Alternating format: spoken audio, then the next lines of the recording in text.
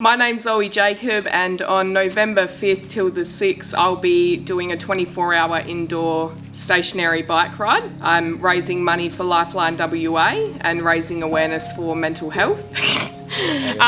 So far I've raised around $1,500. That's just through the link that I've created, and I've also got the Warmborough Swans women selling chocolates for me, which is raising some more money, and the boys at Fine Sands have made some awesome shirts which we're selling, and all the profits from the shirts are going towards the fundraising as well. Okay. On November 30th in 2018, I made the decision to go sober. I went to a work party and, as always, couldn't control my alcohol consumption. Urban Dictionary would state it as binge drinking. I would state it as go hard or go home. I'm someone who suffered with stress, anxiety and depression disorders probably, I don't know, since a very young age, maybe early teens, and alcohol didn't really mix with that. When I drank, all of the emotions that I did have would come out.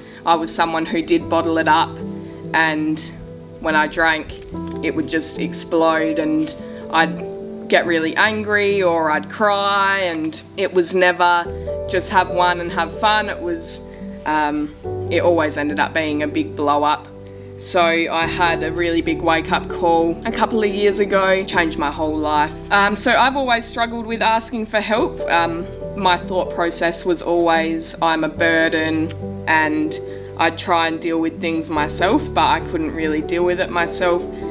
Probably used alcohol at the time to deal with it, but wasn't obviously the best option. At the time I didn't really think like alcohol was my escape, but it definitely was, looking back on it now.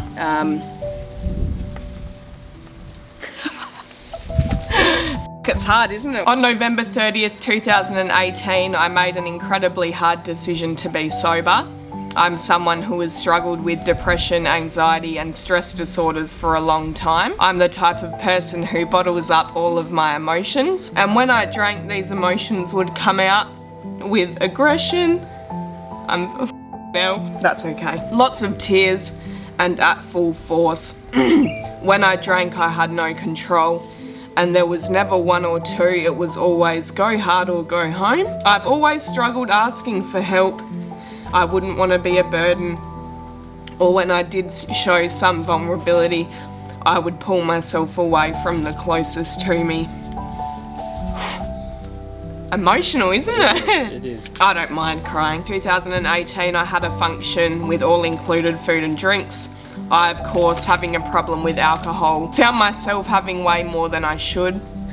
This led to a classic emotional Zoe getting behind the wheel of a car. In just a split second when I was driving, I thought to myself, why am I here? The next thing I knew, my car was a total write-off. I blew a BCA reading of 0.114. I went to court, I lost my license for 8 months and had a huge decision to make.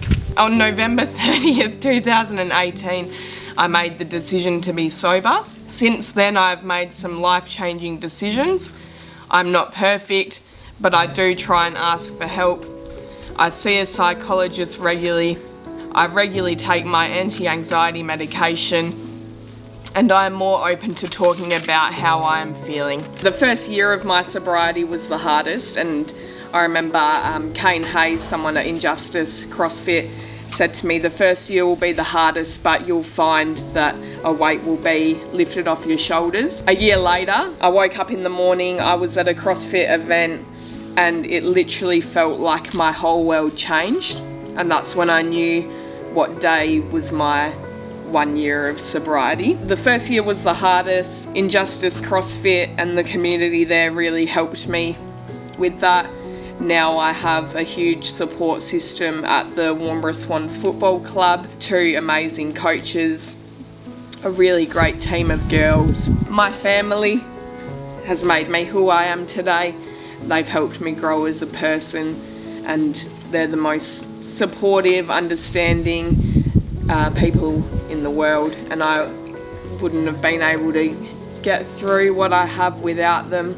I count my lucky stars every day that over the past 2 years of my sobriety, I've had an amazing support system.